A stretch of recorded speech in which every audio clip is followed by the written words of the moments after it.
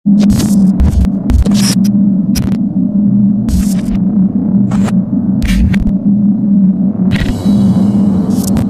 teman-teman semua, apa kabar ya? Kita percaya kita dalam keadaan yang baik, dan hari ini kita bisa berkumpul bersama itu semua karena anugerah daripada Tuhan. Hari ini kita akan mendengarkan khotbah yang akan dilayani oleh pastor favorite kita, Pastor Randy Chandradinata, dengan tema Mind of Christ. Nah, buat teman-teman jangan lupa siapin Alkitab dan catatannya supaya kita bisa bersama-sama belajar kebenaran firman Tuhan.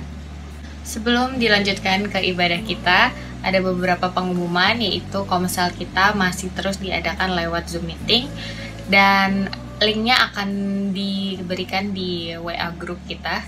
Jadi teman-teman kalau yang belum masuk ke WA group jangan lupa masuk, minta ke pengurus-pengurus kita. Kemudian untuk persembahan dan persepuluhan bisa dikirimkan ke nomor rekening yang tertera atau scan barcode yang ada di layar.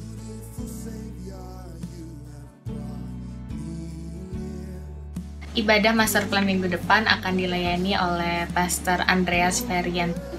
Nah, jangan lupa kita semua ikut ya. Without further ado, let's worship Him together.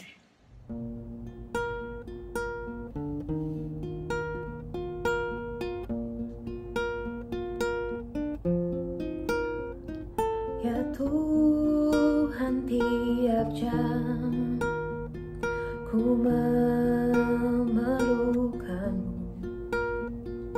Engkaulah yang memberi sejahtera penuh. Setiap jam ya Tuhan, Dikau ku perlukan. Ku datang juru selamat, berkatilah.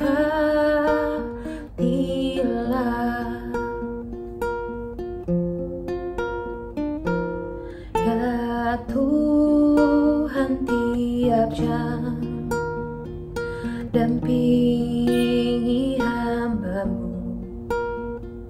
Jikalau Kau dekat, enyah penggodaku. Setiap jam ya Tuhan, Dikau ku perlukan. Ku datang juru selamat, berkatilah.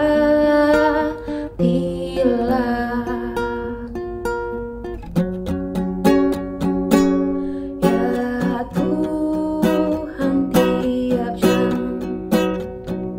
di suka dukaku. Jikalau Tuhan jauh, percuma hidupku.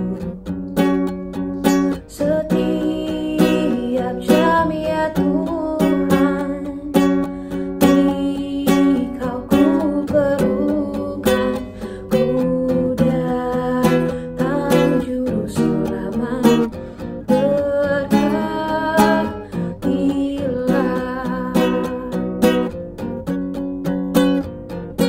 Ya Tuhan, tiap jam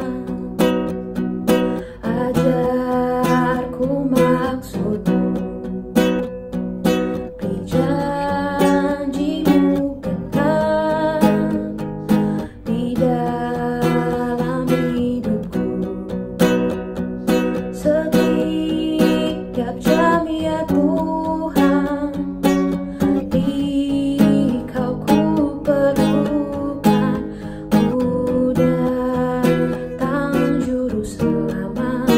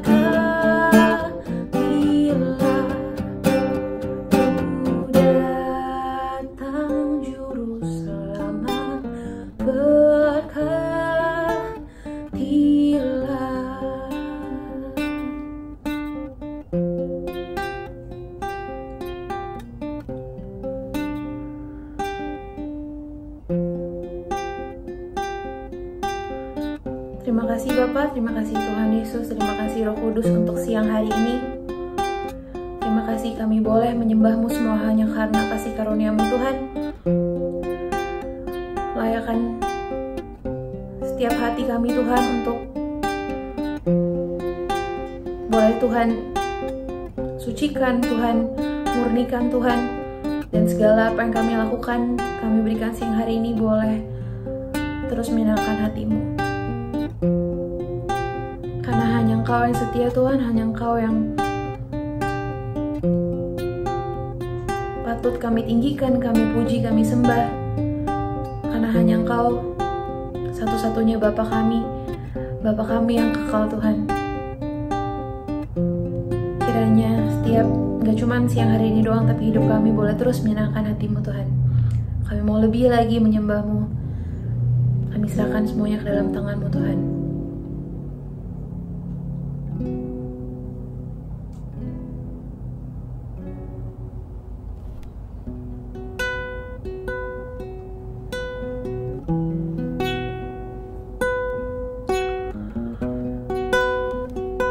Thank you, Lord.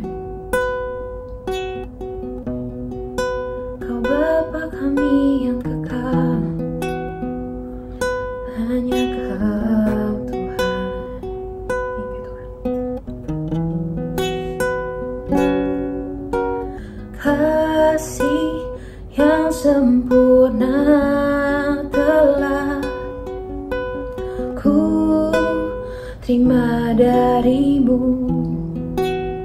bukan karena kebaikanku, hanya oleh kasih karunia-Mu. Engkau pulihkan aku dan layakkanku untuk dapat memanggil-Mu Bapa. Kau beri yang ku pinta saat ku mencari, ku mendapatkan. Ku ketuk pintu-Mu dan Kau bukakan, sebab Kau Bapa-Ku, Bapa yang kekal. Takkan Engkau biarkan aku melangkah hanya sendirian. Kau selalu ada bagiku, sebab Kau Bapa-Ku, Bapa yang kekal.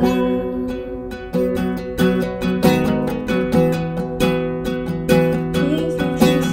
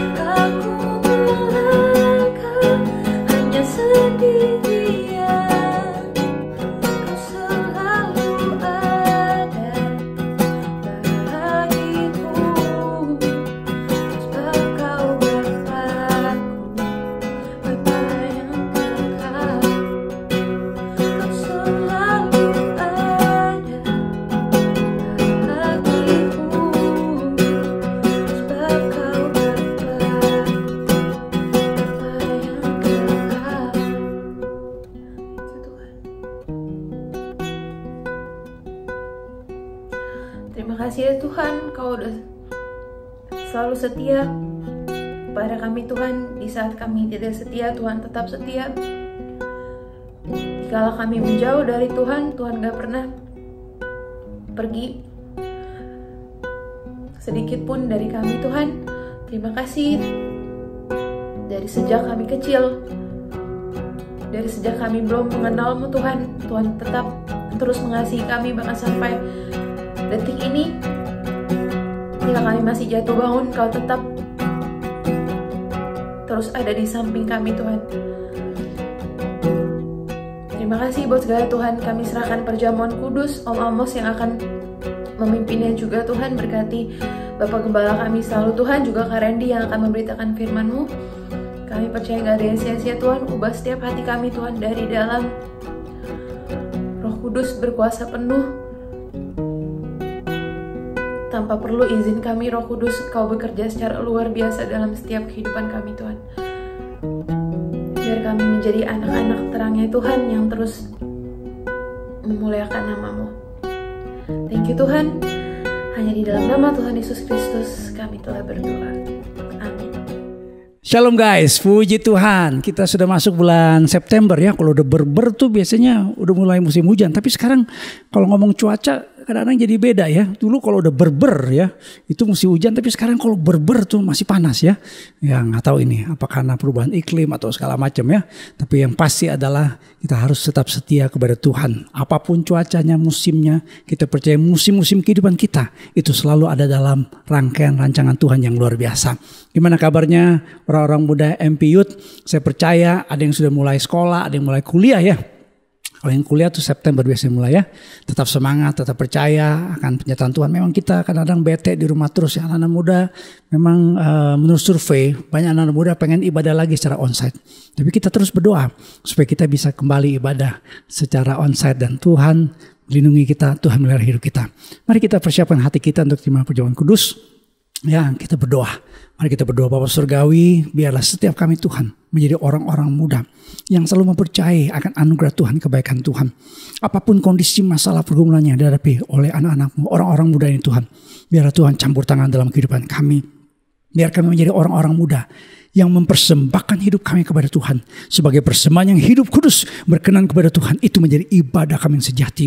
Biarlah kami menyerahkan hidup kami menjadi senjata kebenaran yang melalui hidup kami diberkati untuk jadi berkat. Bapa, Engkau persiapkan perjamuan kudus dalam ibadah Youth MP ini Tuhan. Tuhan kuduskan setiap roti dan anggur perjamuan kudus yang telah dipersiapkan oleh anak-anak-Mu. Kami siap Tuhan menerima perjamuan kudus dalam nama Tuhan Yesus Kristus kami berdoa dan percaya. Amin. Puji Tuhan. Mari orang-orang muda, kita angkat roti di tangan kanan kita, kita berdiri bersama, kita angkat roti di tangan kanan kita dan dengarkanlah firman Tuhan. Sebab apa yang telah kuteruskan kepadamu telah kuterima dari Tuhan, yaitu bahwa Tuhan Yesus pada malam waktu Ia diserahkan mengambil roti dan sudah itu yang mengucap syukur atasnya. Ia memecah-mecahkannya dan berkata, inilah tubuhku yang diserahkan bagi kamu. Perbuatlah ini menjadi peringatan akan aku. Orang-orang muda, percayakah ketika tubuh Kristus terpecah-pecah di atas kayu salib, kita mendapatkan pengampunan dosa? Oleh karena tubuh Yesus Kristus yang terpecah-pecah di atas kayu salib, kita mendapatkan anugerah keselamatan yang kekal. Yang percaya katakan amin. Puji Tuhan. Mari kita makan bersama-sama dengan iman dalam nama Tuhan Yesus Kristus.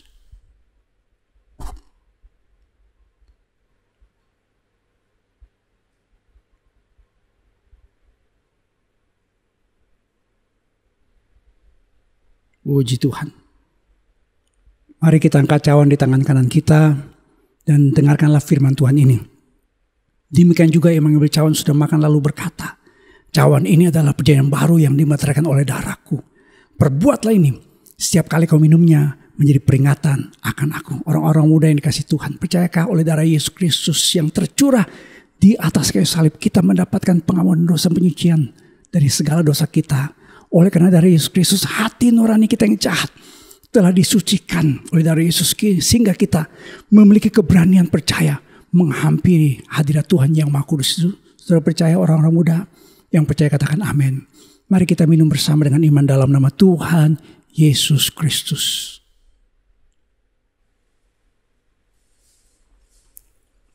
Puji Tuhan. Mari kita angkat tangan kita bersama sebagai tanda kita bersyukur. Karena kita adalah umat Tuhan. Orang-orang percaya, orang-orang muda yang telah menerima kasih karunia Allah yang begitu luar biasa. Oh, ada banyak orang-orang muda di luar sana yang sedang menuju kebinasaan. Biarlah pada waktu kita mengalami kasih karunia Tuhan, telah mengalami kasih Tuhan yang ajaib, dan saat ini kita memperingati dalam perjamuan kudus, kita menjadi orang-orang muda yang punya visi, yang punya misi, yang punya nilai-nilai hidup, jadi berkat, jadi terang, diberkati dan menjadi berkat. Mari kita berdoa. Bapa Surgawi, biarlah setiap kami Tuhan yang telah menerima perjamuan kudus, dalam perjamuan kudus di ibadah saat ini, kami orang-orang muda selalu mempersembahkan hidup kami kepada Tuhan untuk dipakai Tuhan. Biarlah kami mau berkata sebagai orang-orang muda, hidup kami bukannya kami lagi, tapi Kristus yang hidup dalam diri kami. Pakai setiap kami Tuhan, orang-orang muda, supaya melalui hidup kami Tuhan, ada banyak orang-orang muda yang dijangkau bagi Injil Yesus Kristus. Terima kasih Bapa, memeterkan perjamuan kudus dalam ibadah Youth and Peace pada saat ini. Dalam nama Tuhan Yesus Kristus kami berdoa dan percaya. Yang percaya katakan bersama dengan saya, amin. Tuhan memberkati. Shalom anak-anak Master Plan Youth, apa kabar?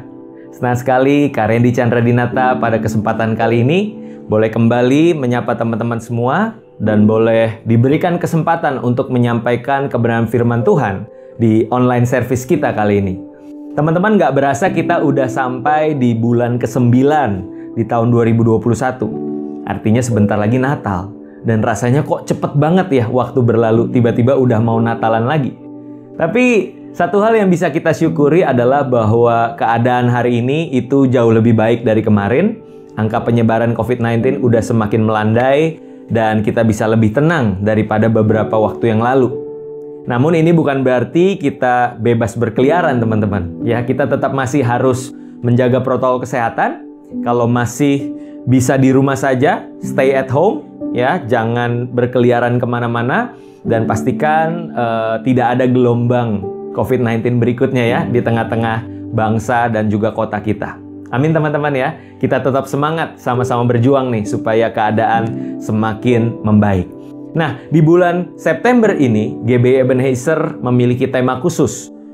Bicara tentang new mind, teman-teman, atau pikiran yang baru.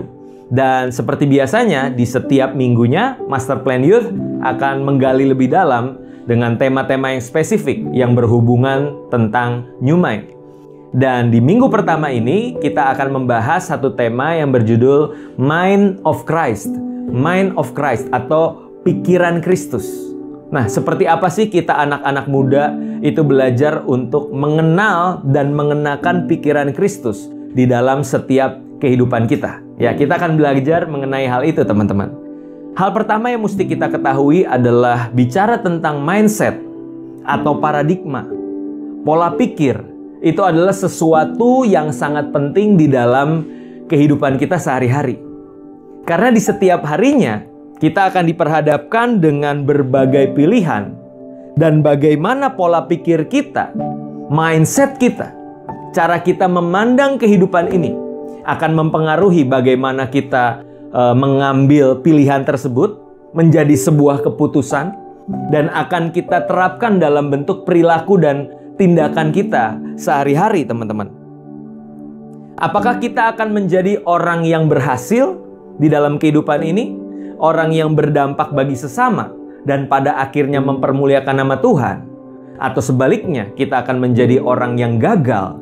Kita akan menjadi orang yang menjadi batu sandungan bagi orang lain dan bahkan mempermalukan nama Tuhan. Semua itu ditentukan oleh bagaimana kita memiliki mindset, cara berpikir kita memandang segala sesuatunya. Dan teman-teman, satu hal yang perlu kita ketahui bahwa kekristenan kita itu tidak diukur dari apa yang kelihatan di luar. Kita tidak dinilai Kristen karena kita memakai kalung salib, atau kita tidak dinilai Kristen karena kita memakai kaos rohani. Ya, pada kesempatan kali ini aku pakai kaos Messenger, teman-teman. Tulisannya Renewing Your Mind, ya, sesuai dengan tema. Tapi apakah benar-benar Kak Randy mengalami pembaharuan pikiran itu sama dengan kaos yang Kak Randy kenakan? Belum tentu. Ya, karena kekristenan kita nggak diukur dari situ, teman-teman. Tapi kekristenan kita itu dimulai ketika kita belajar untuk mengenakan pikiran yang diperbaharui. Pikiran yang seperti Kristus di dalam kehidupan kita sehari-hari. Makanya di 2 Korintus 5 ayat 17 di situ dikatakan, barang siapa di dalam Kristus, ia adalah ciptaan yang baru. Yang lama sudah berlalu, sesungguhnya yang baru sudah datang. Nah, teman-teman, bicara tentang ketika kita tinggal di dalam Kristus, kita adalah ciptaan baru. Artinya apa? Semua yang ada di dalam kehidupan kita itu adalah sesuatu yang baru. Hati yang baru, pikiran yang baru, manusia yang baru, kehidupan yang baru di dalam setiap kehidupan kita. So, kita nggak bisa bilang aku adalah a new creation in Christ.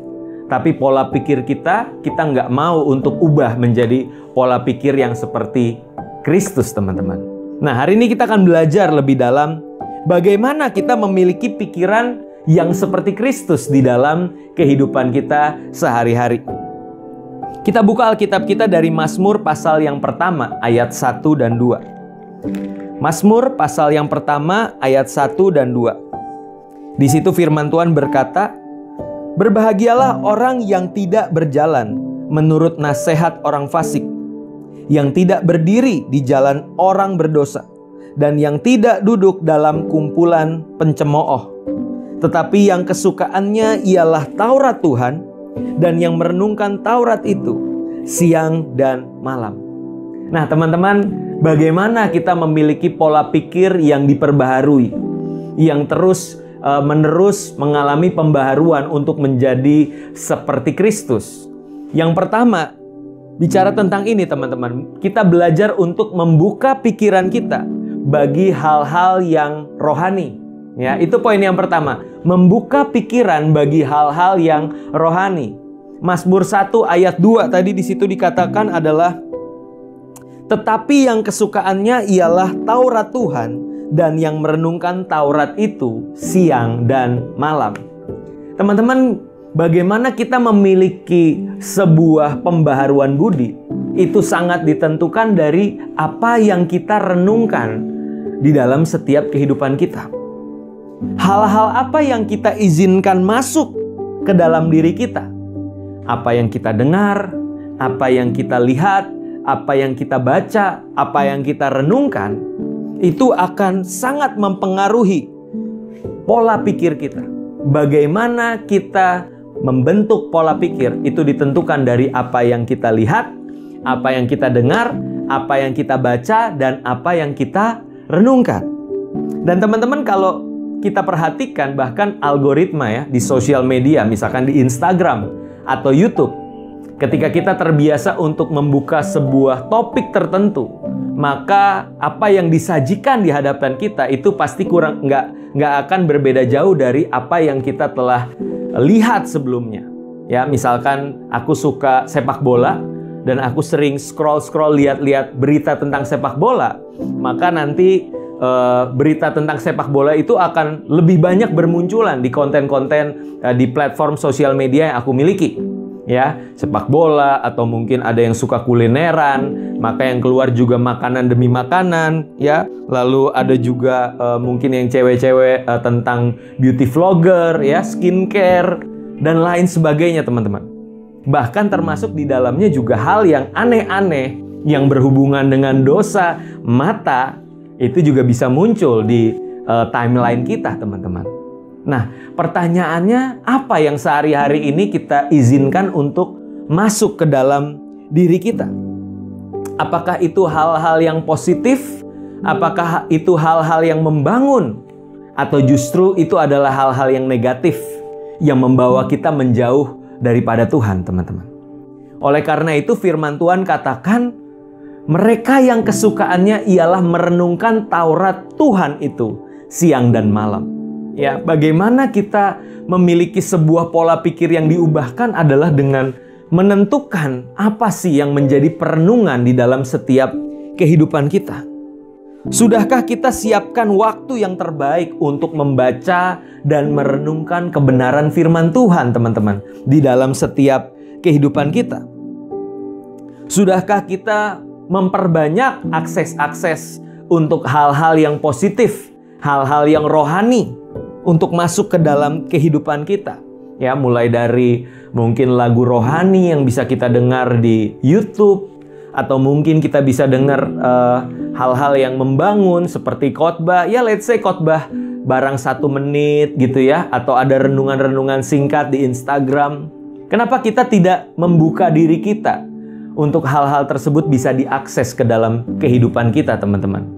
Karena itulah yang akan menentukan apakah kebenaran itu akan mengubahkan pola pikir kita, ya.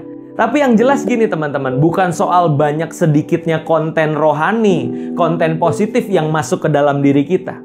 Tapi pertanyaannya adalah apakah kita benar-benar membuka ruang di dalam pikiran kita untuk setiap hal-hal positif itu mendapat tempat dan mendapat perenungan di dalam pikiran kita. Kualitas di sini sangat menentukan, teman-teman. Jadi percuma mungkin kita hari Minggu bisa nongkrongin online service, habis itu kita ikut EHF, kita juga banyak mendengarkan hal-hal rohani, tapi kita tidak sungguh-sungguh membuka ruang di dalam pikiran kita untuk hal-hal tersebut bisa tinggal, teman-teman. Ya, ada istilah masuk kuping kiri, keluar kuping kanan. Jangan sampai kebenaran itu cuma mampir, cuma singgah sebentar, habis itu pergi begitu saja dari kehidupan kita, teman-teman. So, Alkitab juga katakan, perhatikanlah cara kamu mendengar. Ya, karena itu akan sangat menentukan, teman-teman. Itu yang pertama, ya. Membuka pikiran bagi hal-hal yang rohani. Sediakan waktu maupun kualitas yang terbaik. Kualitas hati tentunya untuk menerima hal-hal yang rohani, teman-teman. Itu yang pertama. Yang kedua adalah bagaimana kita memiliki pikiran yang seperti Kristus. Yang kedua adalah dengan tertanam di dalam komunitas yang sehat. Kita temukan itu di Mazmur pasal 1 ayat yang pertama. Berbahagialah orang yang tidak berjalan menurut nasihat orang fasik, yang tidak berdiri di jalan orang berdosa, dan yang tidak duduk dalam kumpulan pencemooh. Nah, teman-teman, di ayat pertama itu bicara tentang bagaimana seseorang bergaul itu akan menentukan kebahagiaannya. Apakah dia akan menjadi orang-orang yang berbahagia atau malah terkutuk? Itu bisa ditentukan oleh dengan siapa dia duduk, dengan siapa dia bergaul, dan dengan siapa dia mendengarkan nasihat-nasihat, teman-teman. Ya, ada satu quotes yang bilang gini, "Show me your friends and I'll show you your future."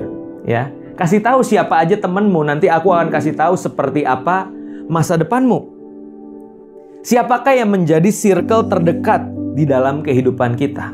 Ya, siapa yang menjadi orang-orang yang ada di sekitaran kehidupan kita? Kalau orang tua, keluarga itu kan tentunya nggak bisa kita pilih ya, teman-teman. Tapi bicara tentang sahabat, teman dekat, ya, pasangan hidup, itu tentu akan sangat berpengaruh di dalam setiap kehidupan kita. Apakah pergaulan yang sehat, pergaulan yang rohani, pergaulan yang membangun iman, atau justru circle kita itu adalah sebuah circle yang isinya toksik, yang isinya itu duniawi dan membawa kita menjauh daripada Tuhan. Ya, makanya 1 Korintus pasal 15 ayat 33 berkata, pergaulan yang buruk merusakkan kebiasaan yang baik. Nah, teman-teman mulai renungkan deh. Selama ini aku bergaul dengan siapa? Dan apakah pergaulanku itu membawa aku semakin dekat kepada Tuhan atau justru malah sebaliknya? Walaupun ini bukan artinya kita menjadi pribadi yang eksklusif, teman-teman. Ini bukan artinya kita menjadi membeda-bedakan orang ya dengan cara yang negatif berdasarkan status sosialnya mungkin, sukunya atau agamanya, bukan itu. Tapi kita harus punya hikmat untuk set boundaries, untuk membangun batasan-batasan. Kita bergaul dengan siapa saja, yes. Tapi apakah kita membuka akses mereka untuk jadi circle dekat kita? Itu adalah hal yang berbeda, teman-teman. Dan aku percaya dibutuhkan hikmat untuk kita bisa memilih dengan siapa kita bergaul, dengan siapa kita berkomunitas. Apakah komunitas tersebut sehat atau tidak? Nah, oleh karena itu, salah satu value yang ada di Master Plan Youth adalah bicara tentang komunitas, teman-teman. Kita berusaha untuk menyediakan sebuah komunitas yang sehat untuk anak-anak muda bisa bertumbuh di dalam Tuhan. Tapi yang jadi pertanyaan adalah, seberapa rindu sih kita untuk tertanam di dalam sebuah komunitas dan mau bertumbuh di dalam komunitas tersebut? Karena bicara tertanam di dalam komunitas itu butuh kemauan dari dua belah pihak, teman-teman. Kak Randy dan teman-teman pengurus yang ada berusaha menyediakan sebuah wadah yang tepat, yang sehat untuk kita bisa bertumbuh.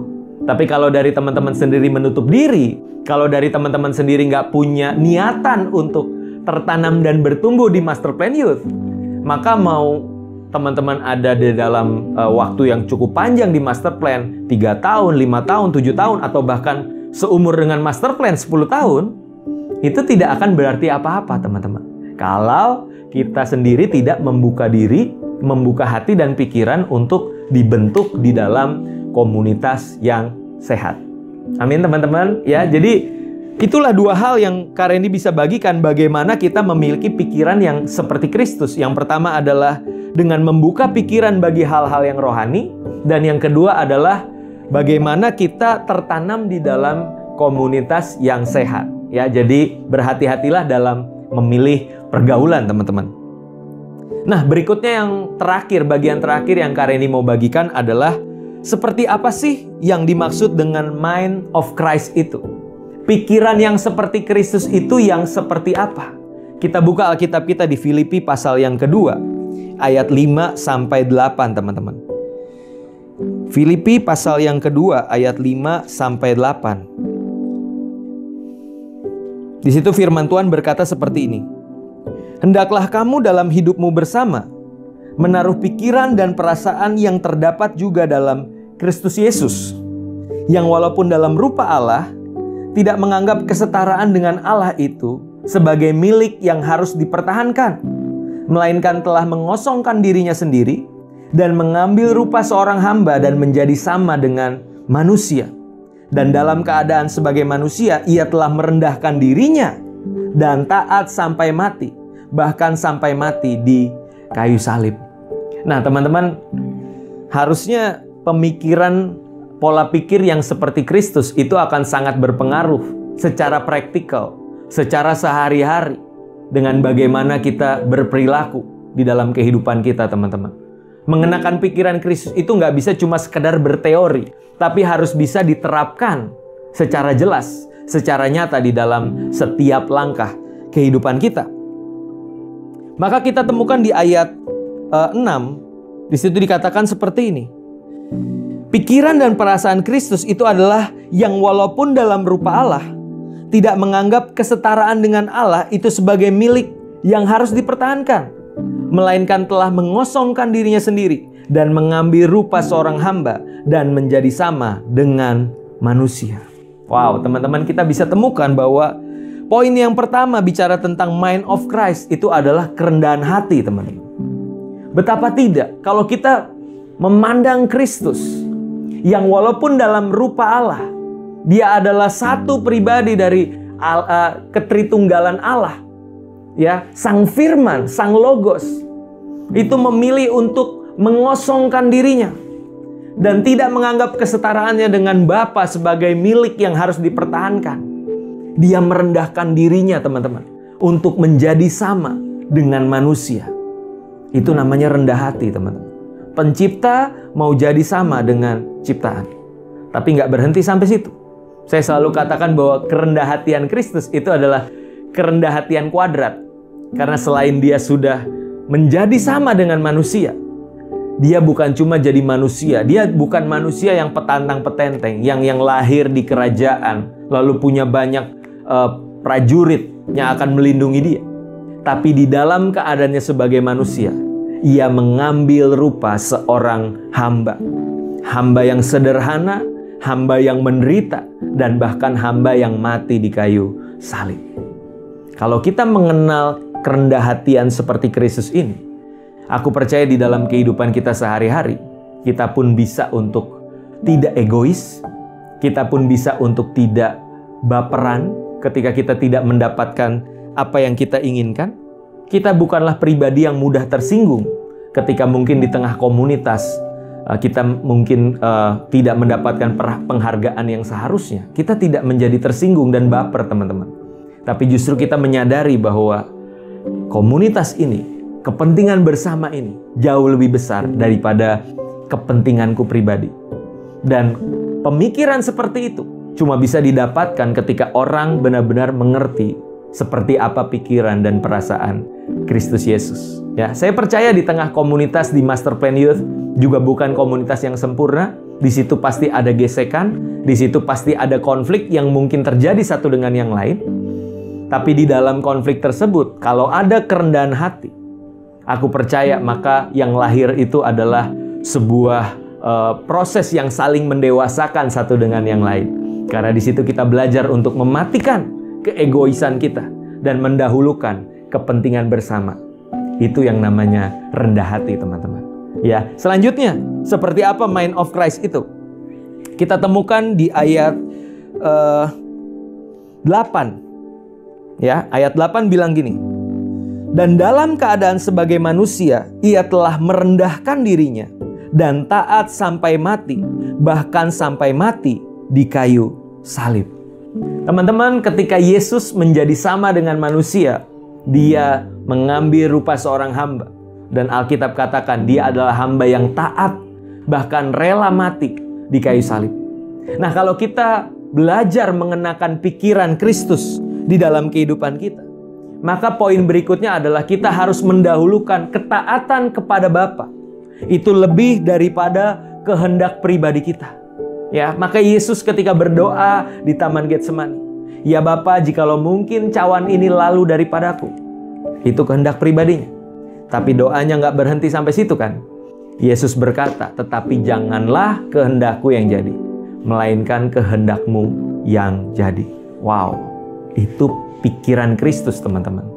Sudahkah kita belajar untuk mengesampingkan kehendak, keegoisan, ambisi pribadi kita, dan mulai mendahulukan kerajaan Allah, ketaatan kepada Bapa lebih dari segalanya? Makanya Matius 6 ayat 33, carilah dahulu kerajaan Allah dan kebenarannya, maka semua akan ditambahkan kepadamu. Teman-teman, ini menjadi sesuatu yang perlu kita renungkan, karena Alkitab katakan taatlah sampai mati. Buat kita saat ini, teman-teman, mungkin belum sampai mati, ya, belum menuju kepada menjadi martir oleh karena nama Yesus. Tapi nggak usah ngomongin tentang mati bagi Kristus. Sudahkah kita hidup bagi Kristus? Sudahkah kita memilih untuk taat kepada kehendak Bapa? Lebih daripada kesenangan-kesenangan duniawi yang bisa kita peroleh di masa muda kita. Mungkin kalau kita melihat orang-orang di sekitar kita, teman-teman kita kok rasanya bebas banget ya. Mereka boleh melakukan ini dan itu tanpa perlu taat kepada firman Tuhan. Rasanya menderita. Rasanya kok nggak enak ya jadi Kristen, banyak larangannya. Tapi aku percaya, teman-teman, orang yang punya perasaan dan pikiran Kristus, mereka akan lebih mendahulukan pikiran dan perasaan Bapa, kehendak Bapa, lebih daripada kesenangan pribadinya. Dan aku percaya sampai satu waktu di mana ketika engkau terus belajar taat sampai membunuh atau mematikan keinginan dagingmu sendiri, di situ kamu akan menemukan betapa indah dan betapa nikmatnya hidup di dalam ketaatan, hidup di dalam keintiman dengan Bapa. Ya, dan itu sangat indah, teman-teman, bagi setiap kita anak-anak Tuhan. So, Kak Randy ajak setiap kita untuk di sepanjang minggu-minggu ke depan, kita akan belajar banyak mengenai bagaimana memiliki pikiran yang diperbaharui. Dan pikiran Kristus tadi bicara tentang kerendahan hati, Bagaimana kita mendahulukan kepentingan bersama, kepentingan orang lain di atas kepentingan pribadi. Rendah hati seperti Kristus dan mendahulukan ketaatan kepada Bapa lebih daripada keinginan pribadi kita. Maka kita pasti akan berdampak, kita pasti akan berbuah. Kehidupan kita dengan pikiran yang seperti Kristus tadi akan mempermuliakan nama Tuhan. Amin buat firman Tuhan. Mari kita satu dalam doa. Bapa dalam surga, kami sungguh mengucap syukur Tuhan untuk kesempatan kali ini. Kami telah mendengarkan kebenaran firman-Mu. Kami bersyukur Tuhan untuk komunitas yang telah Engkau jadikan buat setiap kami di Master Plan Youth ini. Kami diajar untuk memiliki pikiran dan perasaan Kristus di dalam setiap kehidupan kami. Kami akan memilih untuk tertanam di sebuah komunitas yang punya visi untuk membawa kami untuk menjadi semakin serupa dengan Kristus. Dan ketika kami sadar bahwa Master Plan Youth adalah komunitas di mana kami bertumbuh semakin serupa dengan Kristus, maka kami memilih untuk tertanam. Maka kami memilih untuk diajar, dimuridkan, digembalakan di Master Plan Youth. Biarlah Tuhan ada sebuah kerinduan, ada sebuah komitmen, walaupun semua masih serba online, tapi kami mau terus mencari Engkau. Kami mau terus bertumbuh di dalam kebenaran akan firman-Mu. Kami akan terus bertumbuh di dalam hal-hal yang rohani. Kami akan buka akses selebar-lebarnya bagi hati dan pikiran kami untuk terus diisi oleh nilai-nilai kebenaran firman Tuhan dan juga kebenaran itu sendiri. Terima kasih Tuhan Yesus, kami percaya pikiran yang diperbaharui itu akan menjadi bagian kami. Secara progresif, pemikiran kami akan diubahkan, metamorfose semakin serupa dengan Kristus di dalam masa muda kami. Terima kasih Tuhan Yesus, berkati gereja kami di mana kami bertumbuh. Berkati Bapak Gembala, Ibu Gembala dan juga Gabriel dan seluruh tim pengembalaan yang ada. Biar Tuhan lewat pengembalaan dari para pemimpin kami boleh terus semakin serupa dengan Kristus. Dan lewat keberadaan kami nama Tuhan dipermuliakan. Berkati kehidupan kami Tuhan, kami serahkan masa depan kami sepenuhnya ke dalam tangan-Mu. Mari kita arahkan hati kita kepada Tuhan dan kita terima berkat-berkat yang daripadanya. Tuhan Yesus memberkati engkau. Tuhan Yesus memberkati kesehatan-Mu. Tuhan Yesus memberkati keluargamu. Tuhan Yesus memberkati papa, mama, kakak, adikmu. Tuhan Yesus memberkati studimu. Tuhan Yesus memberkati pekerjaanmu. Tuhan Yesus memberkati ibadah dan pelayananmu.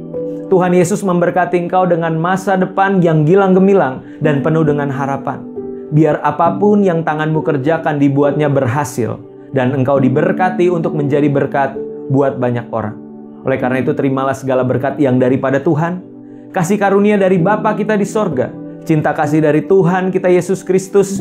Pimpinan, pengurapan, penghiburan Roh Kudus boleh menjadi bagian hidup kita mulai sore hari ini sampai Maranatha Yesus datang kedua kali. Semua yang diberkati Tuhan sama-sama kita katakan amin. Happy Sunday teman-teman. God bless you all.